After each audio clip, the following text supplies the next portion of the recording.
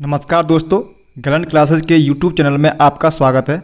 मैं राहुल चौधरी आपके लिए एनसीईआरटी सीरीज के थ्रू साइंस का महत्वपूर्ण टॉपिक विटामिन लेकर आया हूं। अगर आप किसी भी कम्पिटिटिव एग्जाम की तैयारी कर रहे हैं तो आपको अच्छे से पता होगा इस टॉपिक की इम्पोर्टेंस कितनी है। हमने इस क्लास को बहुत अच्छे से डिज़ाइन किया है। सबसे पहले हम एक एक करके सभी विटामिन को डिटेल में पढ़ेंगे, फिर उसके बाद जितने भी प्रीवियस एग्जाम में इस टॉपिक से प्रश्न पूछे गए हैं उन सबको सॉल्व करेंगे। अगर आप इस क्लास को अच्छे से देख लेते हो तो आपको यह टॉपिक दोबारा कहीं पर भी पढ़ने की ज़रूरत नहीं पड़ेगी। विटामिन को पढ़ने से पहले सबसे पहले आपको पता होना चाहिए कि विटामिन कहते किसे हैं, हमारे शरीर में कितनी विटामिन की आवश्यकता होती है, विटामिन की खोज किसने की थी, इन सब को हम जानकारी में अच्छे से लेंगे। विटामिन ऐसे कार्बनिक पदार्थ होते हैं जो कि हमारे शरीर में ऊर्जा नहीं देते, लेकिन उपापचय क्रिया यानी कि मेटाबॉलिज्म को नियंत्रित करते हैं। विटामिन हमारे शरीर में रोगों से रक्षा करने का कार्य करते हैं। अगर आपसे पूछें कि विटामिन हमारे शरीर को ऊर्जा देती है तो इसका आंसर होगा नहीं। विटामिन हमारे शरीर को ऊर्जा नहीं देती है, लेकिन यह हमारी उपापचय क्रिया जो होती हैं उनको नियंत्रित करती है। विटामिन हमारे शरीर में रोगों से रक्षा का कार्य करती है। विटामिन की खोज सबसे पहले हॉपकिंस के द्वारा की गई थी, परंतु 1912 में कासिमिर फंक ने विटामिन शब्द का नामकरण किया, इसलिए इन्हें ही विटामिन का खोजकर्ता माना जाता है। अगर आपसे पूछ लिया जाए कि विटामिन की खोज किसने की थी तो हॉपकिंस ने विटामिन की खोज की थी, लेकिन जो विटामिन का नाम था वह विटामिन का नाम रखा था फंक ने, इसलिए विटामिन की खोजकर्ता ये नहीं माना गया है। हमारे शरीर में लगभग 13 विटामिन की आवश्यकता होती है और वो 13 विटामिन कौन सी हैं उन सभी को हम आगे डिटेल में जानेंगे। सबसे पहले विटामिन को हम 2 पार्ट में डिवाइड करते हैं। एक होती है विटामिन हमारी जल में घुलनशील और एक होती है विटामिन हमारे वसा में घुलनशील। विटामिन के जो आपके कितने कॉम्प्लेक्स होते हैं, विटामिन के आपके 6 कॉम्प्लेक्स होते हैं। Vitamin A, vitamin B, vitamin C, vitamin D, vitamin E और विटामिन के। इन सभी को हम 2 पार्ट में डिवाइड करके पढ़ते हैं। एक होती है आपके जल में घुलनशील विटामिन और एक होती है आपकी वसा में घुलनशील विटामिन। जल में घुलनशील जो विटामिन होती है आपकी वाटर सॉल्युबल होती है, वो होती है आपकी विटामिन बी और विटामिन सी। और जो आपकी विटामिन होती है बाकी की vitamin A, vitamin D, vitamin E और विटामिन के जो होती हैं, ये सारी की सारी विटामिन आपकी फैट में सॉल्युबल होती हैं, यानी कि वसा में घुलनशील होती हैं। अगर आपको याद करना है कि आप इनको याद कैसे कर सकते हैं, तो आप ऐसे याद कर सकते हैं कि जो वाटर में जो सॉल्युबल होती हैं तो WATE या वाटर आता है, तो वाटर को ऐसे याद कर लीजिए W और BC। बी मतलब विटामिन बी और विटामिन सी होती हैं आपकी सी, और W हो जाएगा आपका वाटर। तो WBC से आप इसे याद कर सकते हैं। अगर आपसे पूछा जाए कि जल में घुलनशील विटामिन कौन कौन सी हैं, तो आपकी होती है विटामिन बी और विटामिन सी। अगर आपसे पूछ ले कि वसा में घुलनशील विटामिन कौन सी होती हैं, तो वो होती है आपकी vitamin A, vitamin D, vitamin E और विटामिन के। अब घुलनशीलता के आधार पर विटामिन 2 प्रकार के होते हैं, मैंने आपको बताया था। एक होती है आपकी जल में घुलनशील और एक होती है आपकी वसा में घुलनशील। जल में जो घुलनशील होती हैं वो होती है आपकी विटामिन बी और सी, और वसा में घुलनशील होती हैं वो होती है आपकी विटामिन ए, डी, ई और के। विटामिन बी और सी की बात करें हम तो इन्हें प्रतिदिन भोजन के रूप में लेना होता है, क्योंकि मूत्र के रूप में शरीर से बाहर निकल जाते हैं। ये हमारे शरीर में ज़्यादा देर तक नहीं रुकते हैं। अगर आपसे पूछ लिया जाए कि कौन सी विटामिन मूत्र के द्वारा हमारे शरीर से बाहर निकल जाती है, तो विटामिन बी और विटामिन सी 2 ऐसी विटामिन हैं जो हमारे शरीर से टॉयलेट के जरिए यानी कि मूत्र के रूप में बाहर निकल जाती हैं। वहीं पर हम वसा में घुलनशील विटामिन की बात करें तो यह वसीय ऊतकों यानी कि फैटी टिश्यू के संचित हो जाते हैं और हमारे शरीर के अंदर बहुत दिनों तक या महीनों तक भी रह सकते हैं। तो इनमें मेजर डिफरेंट क्या है आपका, जो जल में घुलनशील विटामिन होती हैं वह आपकी मूत्र के द्वारा बाहर निकल जाती हैं, जबकि जो फैट में घुलनशील विटामिन होती हैं वह कुछ दिनों तक या कुछ महीनों तक हमारे शरीर के अंदर ही रहती हैं।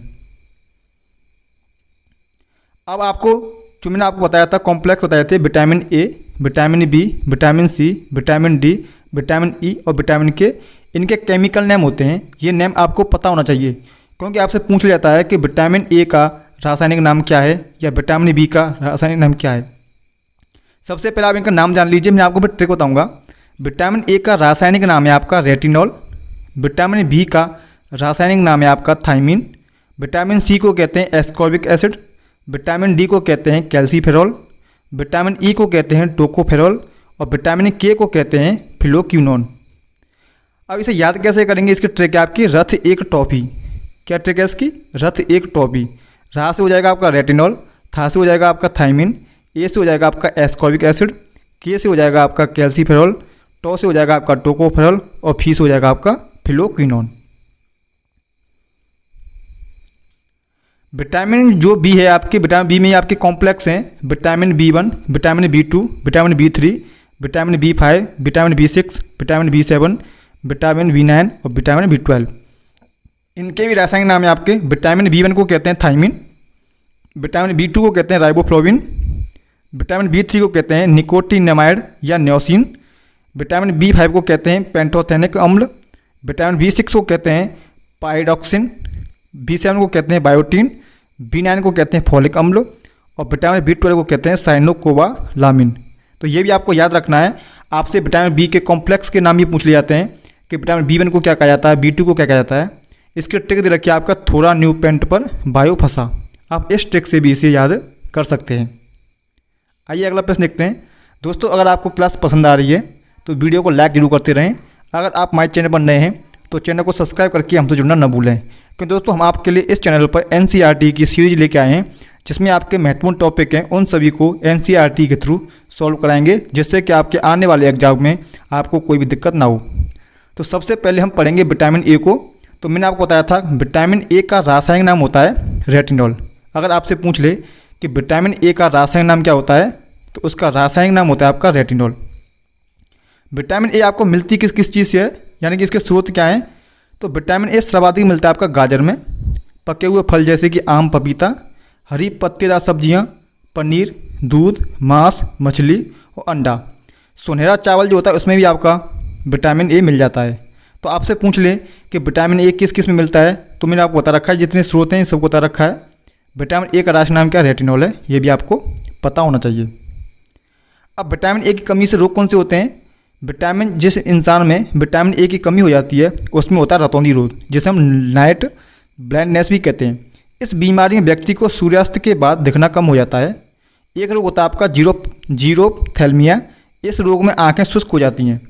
तो आपसे पूछ ले कि विटामिन ए की कमी से रोग कौन कौन से होते हैं, तो दो रोग मेजर होते हैं। एक होता है रतौंधी, दूसरा होता है जीरोपथैल्मिया। आइए अगला देखते हैं। अगली विटामिन है आपकी विटामिन सी। विटामिन सी का रासायनिक नाम है आपका एस्कॉर्बिक अम्ल। अगर आपसे पूछ लिया जाए कि विटामिन सी आपको किससे मिलती है, तो इसके स्रोत क्या है आपका आंवला, यानी कि आंवला में सर्वाधिक मिलती है। खट्टे फलों में जैसे नींबू, संतरा, इमली, अमरूद, नारंगी, पपीता आदि। विटामिन सी को घाव बनने वाला विटामिन भी कहते हैं, यह आपको पता होना चाहिए। विटामिन सी को घाव बनने वाला विटामिन भी कहते हैं। और विटामिन सी जो आपका ज़्यादातर खट्टे फलों में मिलता है और सर्वाधिक मिलता है आपका आंवला में। विटामिन सी की कमी से रोग कौन कौन से होते हैं वो देख लीजिए। विटामिन सी की कमी से रोग होता है स्कर्वी, मसूड़े में सूजन आ जाती है एवं खून निकलने लगता है। जब आपके जो खून निकलने लगता है ये विटामिन सी की कमी से होता है और इसे स्कर्वी रोग कहते हैं। विटामिन सी की कमी से आपके दांत कमज़ोर हो जाते हैं और मुंह से दुर्गंध आने लगती है। यानी कि विटामिन सी की कमी से आपका स्कर्वी रोग हो जाएगा, दांत कमज़ोर हो जाते हैं और मुँह से दुर्गंध आने लगती है। अब बात करते हैं विटामिन डी को। विटामिन डी का रासायनिक नाम है आपका कैल्सीफेरॉल। विटामिन डी को कैल्सीफेरॉल भी कहते हैं। हम इसके स्रोत की बात करें तो विटामिन डी कहाँ से मिलता है, तो विटामिन डी मिलता है आपका सूर्य के प्रकाश से, मछली के तेल से, अंडा, मांस आदि से। विटामिन डी को धूप का विटामिन भी कहते हैं। और दोस्तों अब यहाँ पर नोट कर लीजिए, विटामिन डी को गरीबों का विटामिन भी कहते हैं। आपसे पूछ लिया जाता है कि गरीबों का विटामिन किसे कहते हैं, तो विटामिन डी को गरीबों का विटामिन भी कहते हैं। विटामिन डी जो है ये अकेलौता विटामिन ऐसा है जो हार्मोन की तरह कार्य करता है, इसलिए हार्मोन विटामिन भी कहते हैं। विटामिन डी को हार्मोन विटामिन भी कहते हैं और ये तेज़ी से बनने वाला विटामिन होता है। विटामिन डी जो है इसे गरीबों का विटामिन भी कहते हैं, धूप का विटामिन भी कहते हैं। ये हार्मोन की तरह कार्य करता है, इसलिए इसे हार्मोन विटामिन भी कहते हैं और ये शरीर में सबसे तेज़ी से बनने वाला विटामिन होता है। विटामिन डी कमी से रोग कौन से होते हैं। विटामिन डी कमी से होने वाला एक मेजर रोग है आपका रिकेटस। इस बीमारी में बच्चों की हड्डियां कमज़ोर हो जाती हैं। एक होता है आपका ऑस्टियोमलेशिया। इस बीमारी में वयस्कों की हड्डियां नरम एवं लचीली हो जाती हैं। यहाँ पर देखिए दोस्तों, ये नॉर्मल बोन होती है आपकी सीधी होती है। जब रिकेटस हो जाता है तो आपकी हड्डियां ऐसे मुड़ जाती हैं। ये होता है आपका रिकेटस बीमारी के कारण।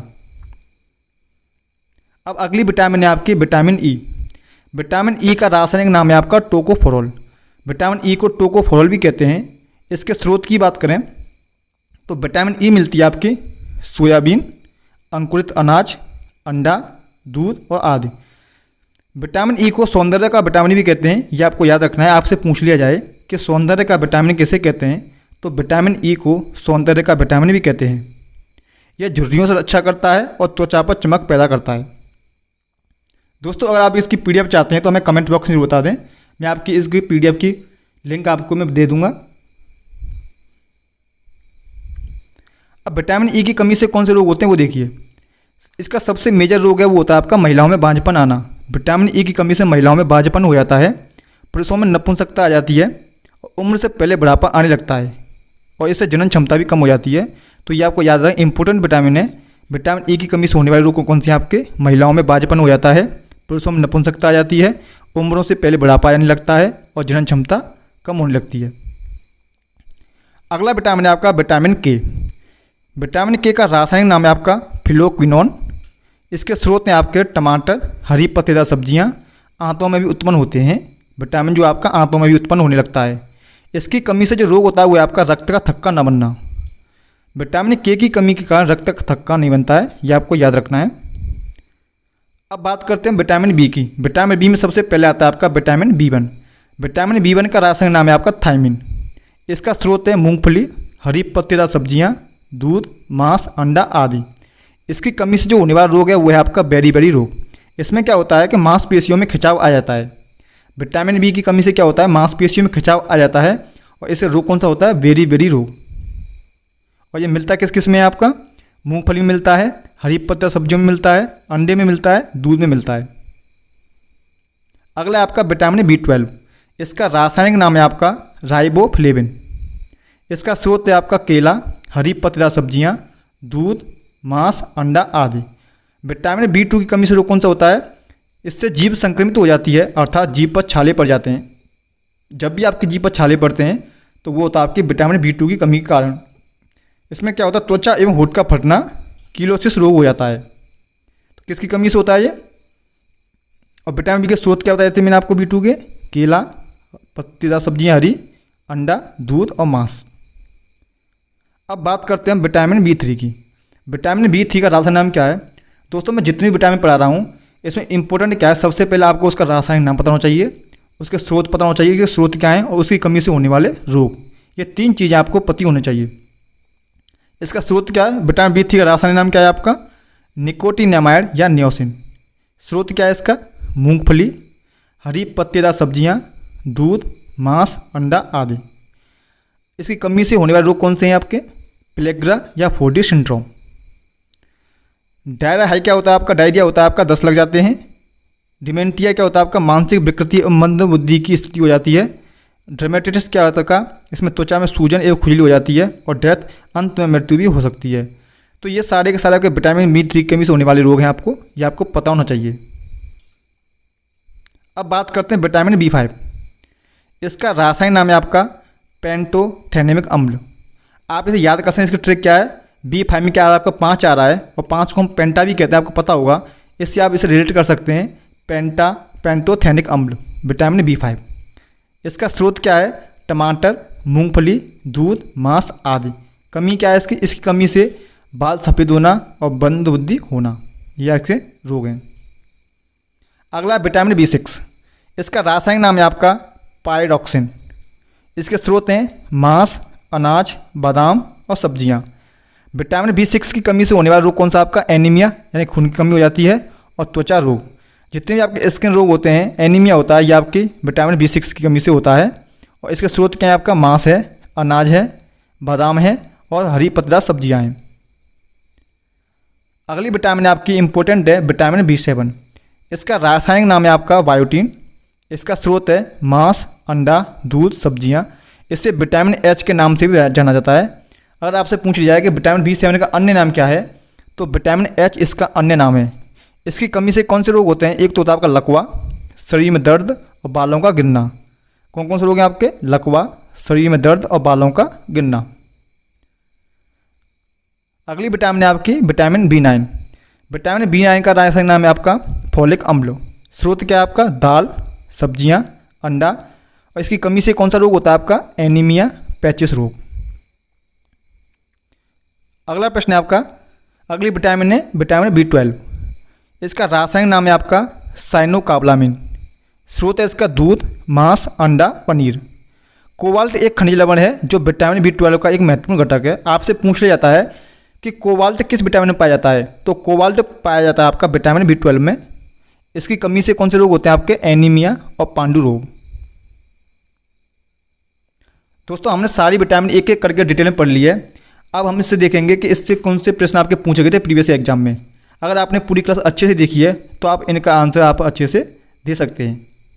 पहला प्रश्न है आपका, विटामिन शब्द किस वैज्ञानिक ने दिया था? तो इसका राइट आंसर क्या हो जाएगा आपका? सी फंक। मैं क्या बताया था आपका? सी फंक ने विटामिन नाम दिया था। अगला प्रश्न है, कौन सा विटामिन जल में घुलनशील होता है? ये MP प्रश्न में पूछा गया था 2021 में।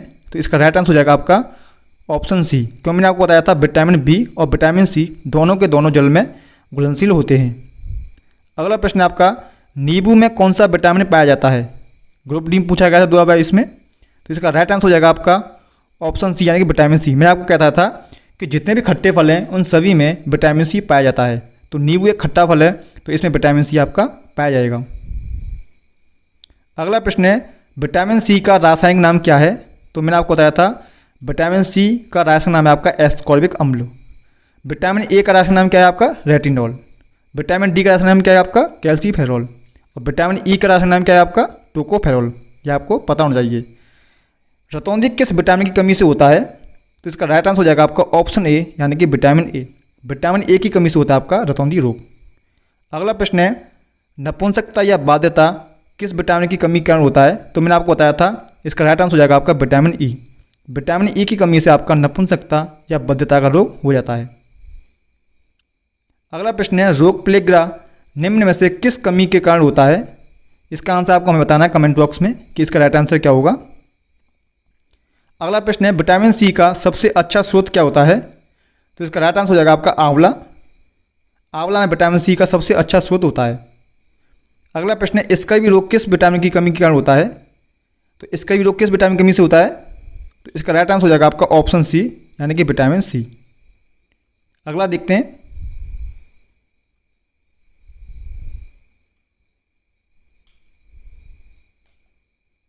दोस्तों आज के लिए इतना ही। अगर दोस्तों आपको वीडियो पसंद आई है तो वीडियो को लाइक जरूर कर दें। अगर आप हमारे चैनल पर नए हैं तो चैनल को सब्सक्राइब करके हमसे जुड़ना ना भूलें। और हमें कमेंट बॉक्स में जरूर बताएं कि आप अगला टॉपिक आप किस वीडियो अगले टॉपिक कौन सा होना चाहिए जिस पे आप वीडियो देखना चाहते हैं, आप हमें जरूर बताएं। तो दोस्तों मिलते हैं अगली क्लास में, तब तक के लिए धन्यवाद।